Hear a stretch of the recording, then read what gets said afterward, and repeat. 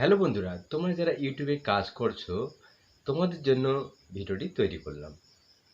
আমরা প্লে স্টোরে বিভিন্ন অ্যাপসের উপর ভিডিও তৈরি করি, আর এই অ্যাপসগুলোর লিঙ্ক আমাদের ডেসক্রিপশনে দিয়ে থাকি।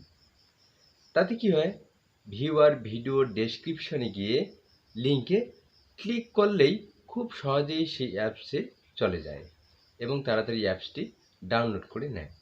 এতে ভিউয়ারের অনেক সময় বেঁচে যায়, কেননা ওই অ্যাপটি প্লে স্টোর খুলে অ্যাপসের নাম লিখতে হয় না।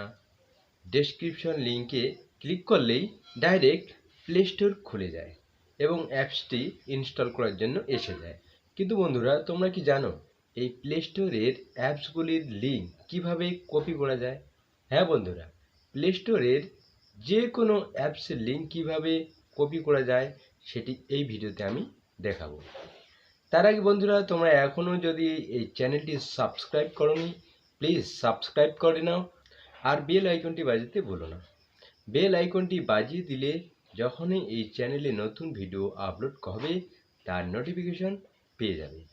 তো কিভাবে প্লে স্টোরের যে কোনো অ্যাপসের লিঙ্ক কপি করবে সেটি মোবাইল স্ক্রিনে দেখে নিই।